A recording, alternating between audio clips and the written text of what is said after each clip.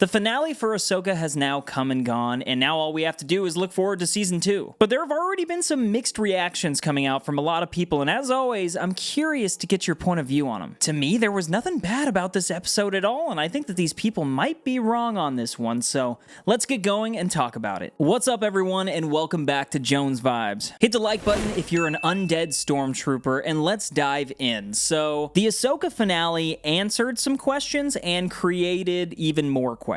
Dang it. One might say we were looking for answers in Alderaan places, but my general thoughts were that this season ended with a bang. It really did, and brought together as well as culminated all of the things that I loved so much about this season. You know, this show was interesting because once we got to Peridia, the focus solely started to become just on stopping Thrawn. And before that moment in the show, there was just so much going on. Just that buildup was so intense. But even though the objective was a little bit simple, there was still just a lot going on that the finale needed to tie up, and I think that it did a good job at it. I've already seen some criticism online of people complaining that this season didn't just like wrap a bow around things and solve and answer all the questions, but this is TV, like that's what TV normally does, especially when you're setting things up for the future in a possible Season 2. Now, Season 2 hasn't officially been greenlit, but Dave Filoni's movie was previously announced, so we know that this is heading somewhere. Honestly, my favorite part about all this is that it is going somewhere, and that somewhere is exciting and new. Filoni just fully established himself as the guy for Star Wars. And so now I think fans can kind of turn a page, and hopefully people start to trust Star Wars a little bit, especially the fans of this show. You guys probably know that I have enjoyed most of what Disney Star Wars has put out, but a lot of people have not. And that's okay. But what I really liked about this episode specifically was the pacing. We went from one thing to the next. We finally had the Sabine and Ahsoka moment addressing the sort of betrayal on Setos. Ahsoka says that Anakin always had her back even when she made questionable decisions, and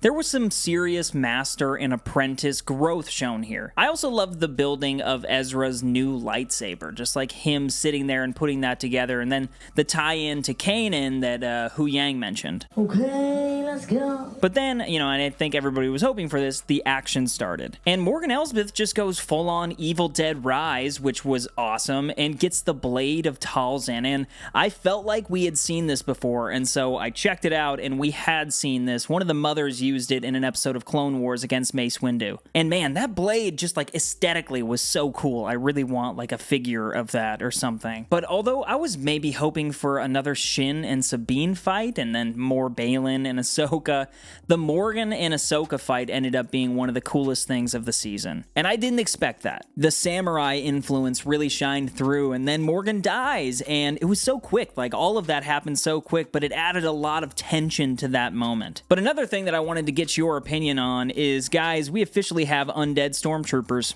That's awesome! Zombies in Star Wars. Let's go. Let's go. And when their bones start cracking and they start coming back to life with the music swelling, I was just like, yes! And then watching Ahsoka, Sabine, and Ezra cut through them all and blocking all their shots, like, it was just a really enjoyable time. Sabine also finally feels the Force and uses the Force in a big way that complements the episode. And quick side rant, to the people out there that are mad about this, Luke Skywalker went from a nobody to the most powerful Jedi in the galaxy in 4 years. That seems crazy to me. And all she did in this episode was pull a lightsaber and push a guy, so calm down, because it was awesome. But moving on, you know, the ending was great because the bad guy gets away. We officially have a big bad that's going to be reigning over the galaxy for the foreseeable future of Star Wars. That rules. We also now have Ahsoka and Sabine stuck in this other galaxy, and then Ezra makes it home, so things have kind of flip-flopped. There's so much to unpack, and that's pretty much what I'm going to be doing for the next, like, few years. And to sort of start that discussion preemptively and to kind of zoom out, I think that the Shin and Baylan storyline in this show was easily the best thing that it gave us. It's so sad that this was it for Ray Stevenson. His performance was incredible, and he's going to be missed as this character. Like, I can't really picture anybody else playing him, but I'd imagine that they're going to have to recast, and that's tough. But really, with the character, the story that this is setting up is wild. He's standing in front of these giant statues of the father Mortis and the son. Obviously, we have Ahsoka seeing meeting Morai as well as Anakin, and Sabine feels something calling to her as well. So all roads are just heading in this ethereal direction that, like Baylan says, exists outside of the struggle of the Jedi and the Sith. Like I said in the beginning, we're left with even more questions than we started with. Like, is Anakin possibly the father? And could the son be calling to Baylan? Ahsoka has a strong connection to the daughter, so something deep is being set up there. So yeah, I mean, we're going to be speculating about it for a while, and you know what that is? That's exciting. But with this being the final episode of the season, I do want to give the season as a whole my Jones Vibe star rating based off of just purely my enjoyment level. And so guys, for Ahsoka Season 1, I'm going to give it 5 out of 5 stars. It took the edge from Andor for me, I'm not going to lie, and I think it's definitely my favorite live-action Star Wars show that they have put out, so yeah, that about wraps it up for today. Thank you guys again, as always, for watching this video and joining the discussion. I always appreciate you being here, as well as your comments and thoughts, so feel free to leave those below. Also, if you're looking for more Star Wars content, I have a full playlist on my channel, so you can check that out. There's also a ton of that more to come, but hit the like button if you enjoyed this video, follow me on X at Jones Vibes Only, and keep up the good vibes, guys. But that was the finale of Ahsoka, and what comes next? We're gonna have to see.